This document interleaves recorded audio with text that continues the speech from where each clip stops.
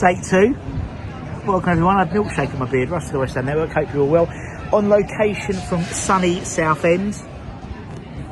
On a cloud in the sky on the estuary. Anyway, had time to think, reflect on yesterday's debacle. And I woke up, I still couldn't understand the midfield.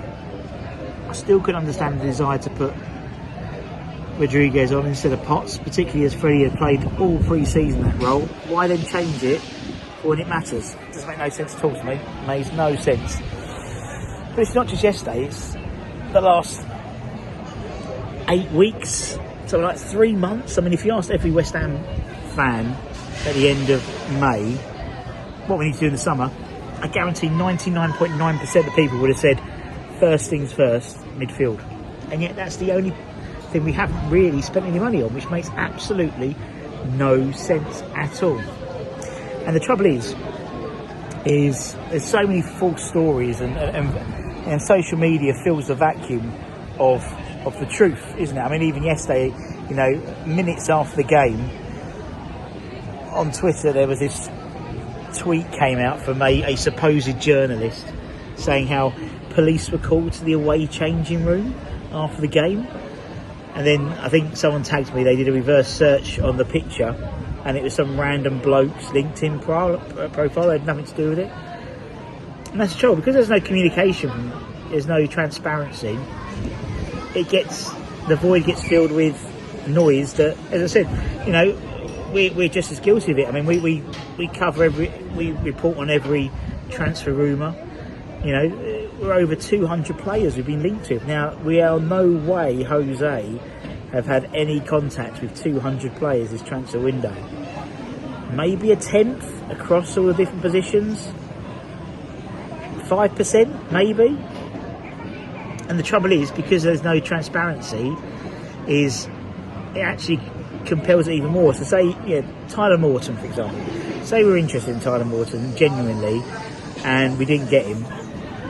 And then he went to Lyon and everyone's like, oh, I can't believe that. You know, we might not have ever been in for Tyler Morton. We might not have ever been in for this person or that person. So it's a lack of transparency in my eyes. And then I had some reading people's comments and they were saying, oh, you know, it's the we don't want to spend because, you know, they want us to go down. It's like, well, there's no reason in my eyes that the board would want us to go down, because their value of their shares would have been diminished considerably. And if you listen to Karen Baroness Brady today on TalkSport, she was saying that basically all the shareholders aren't looking to sell their shares in the immediate future, at least. So it makes no sense to them from a business perspective to want to go down. I just don't get it. Don't understand it. It would be really refreshing. I mean, I said, listen to Baroness Brady's interview. There wasn't a lot to be said. She spoke PSR a little bit. You know, it wasn't.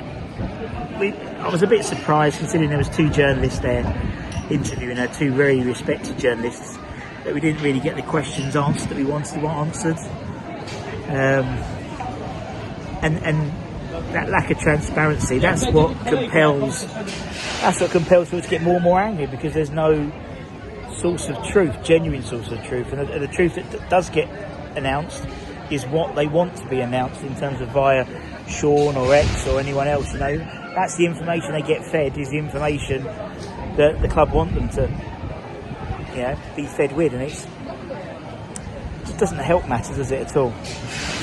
And I've woken up still, my head befuddled about the whole midfield. You know, the goalkeeper, yes, we did need to address that, and I think, you know, Mads will pay for himself. You know, not a great debut. Thought Diouf was needed, and that was a great signing. We needed that balance on the left compared to the right. But the midfield needed sorted. It needed sorted earlier. It doesn't need to be sorted. We've got, what's the date today?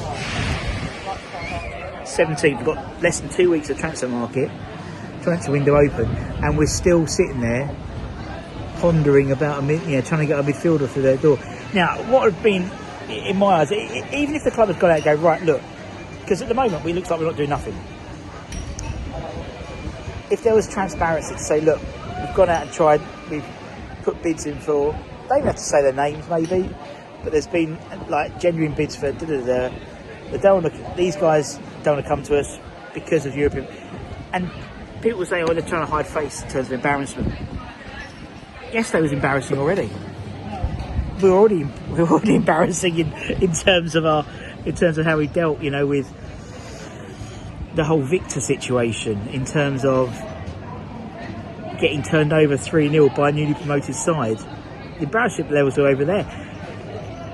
Some transparency, some honesty. It's something which doesn't happen a lot in football, and I think people would appreciate that, because then we know it's not knowing is the issue.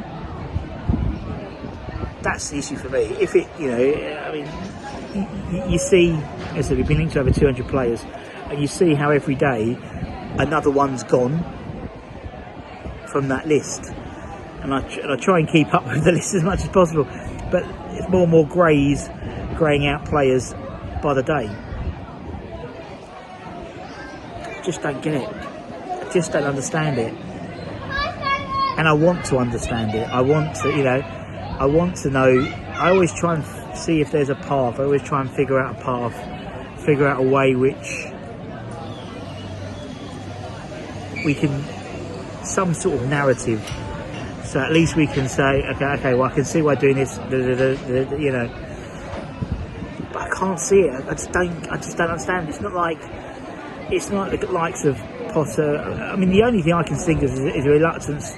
You know, I'm not, the way I can see it is Potter's going to Sullivan with, and McCauley are going to Sullivan with the transfer targets they want, and either he's put his fingers in his ears and or they're lowballing and he's not getting the people he wants.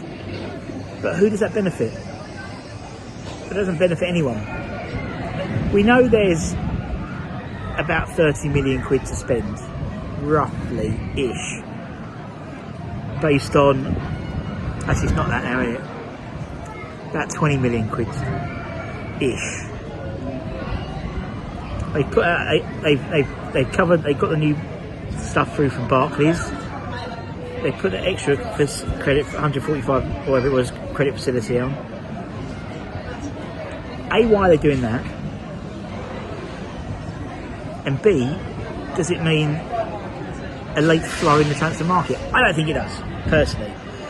And then we go in and play Chelsea under the lights on Friday.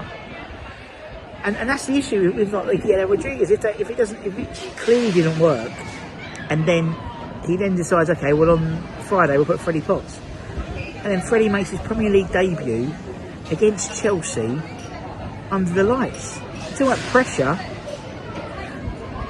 and that's why that's the question I wanted to ask Potter. You know, why did you play Rodriguez instead of Freddie, considering he's played pre-season?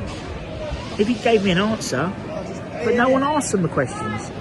And hindsight's a great thing, you know. If we'd played the way we played the first half in the second half, we may well have got something out of that game, but we didn't. And it was almost like unbelievable that a manager, when at half time, what as West Ham are doing well there, but they're weak, they've got some weaknesses there, and then he basically tells the side to exploit them. That's what Lebris did. He did a job on us. He saw that, you know, we had the full-backs pushing right up, the wing-backs, and all he had to do was get balls over the top and break down that side. He knew the midfield had no legs, so draw West Ham in and hit him on the counter. And they did. And as I said, someone like Habib Diarra, a guy that we were allegedly after, we could have done with him yesterday. Anyway, let me know in the comments below. Anthony did a great video today, and he did a really good one last night actually, so go and check that out. And also don't forget to check out the Thomas Repka interview if you want some fun. Much love. Bye bye.